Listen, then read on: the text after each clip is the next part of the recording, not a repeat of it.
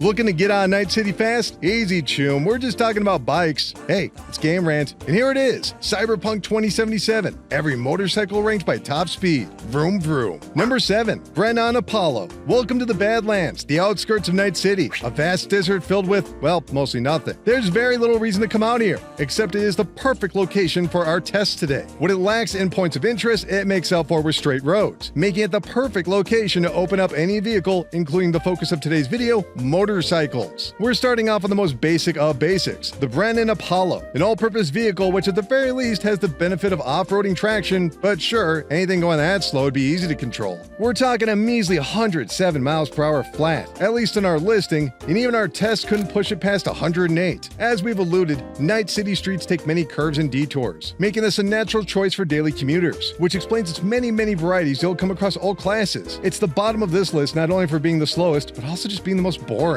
We'll explain in just a moment. Number 6. Scorpion's Apollo. If you're already calling foul, we can explain. We've made sure to separate any of the motorcycles that you unlock through side missions and story beats to make sure they're their own entries. Why? Well, CD Projekt Red put in the work to make those inaccessible, and we put in the work to see them, so we're gonna add them to the list. Scorpion's Apollo is just that, another Apollo, albeit with a custom Aldi Carlos detail. You're gonna clock in at the same old 107 miles per hour on paper, 108 in practice, and the handling is identical. And we cannot stress this enough for would-be completionists, the differences here are purely cosmetic. So if we have to rank it, and we do, then we're gonna put it above the regular Apollo. Number 5. Molina Mobile. Of all the bikes in Cyberpunk 2077, none is more rare than the Molina Mobile, simply by the extensive specifics which you must go through to unlock it first. This bike is exclusive to Phantom Liberty, and a side mission that has no relation to motorcycles. But if you complete a mission and then continue a text chain with the glamorous BD celebrity Molina, she'll be kind enough to simply give you a whole motorcycle with equally flashy details. On paper, we're reading 150 miles per hour, but in practice, we're able to get 153 miles per hour. But ultimately, this is just another reskin of a common bike, and unlike the Scorpion's Apollo, we feel this is a lot more work for just a little result, even if we really do admire that insane paint job. Number 4. Arch Nazier. Yeah, at the end of the day, the Molina Mobile is a lot of work for an admittedly great bike, but you can simply buy it elsewhere. The Arch Nazier will sit you back north of 70,000 euro dollars, but if motorcycles are your go-to method of travel early on, you'll want to grab an Arch as soon as possible, and there is an alternative method we'll get to later on. As we previously tested, we're clocking out at 153 miles per hour in practice and 150 miles per hour on paper, but more important than speed, the Arch is much more stable and enjoyable ride on the city streets than any of those crummy old Apollos. Number 3.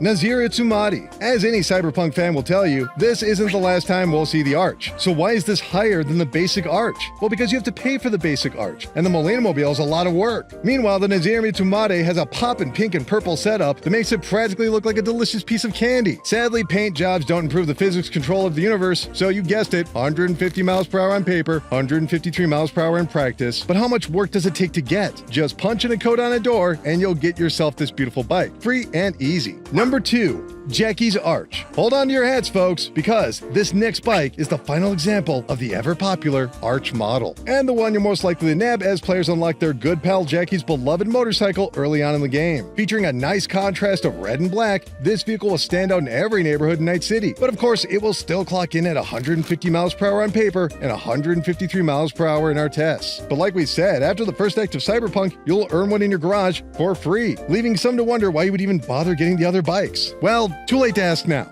Number 1. Yaba Kusagi CT3X. It does not take an otaku to see that this sporty red sliver of technology is influenced by the seminal 1988 anime film Akira. This bike easily outpaces even the fastest vehicles in all of the land with 170 miles per hour on paper and 171 in our practice. And unlike those other tests, we need to run this one twice because there simply wasn't enough road to reach our top speeds. Best of all, there's no hoops to jump through, so just head on down to a dealer, scoop up this red blur for less than the price of our beloved Arch, and good luck finding any place to put all that speed. The very best bike, and it wasn't even close. Anyway, that's gonna do it for this list. Which is your go-to bike for Cyberpunk 2077? Let us know. Keep clicking around here in Game Rant, and we'll see you next time.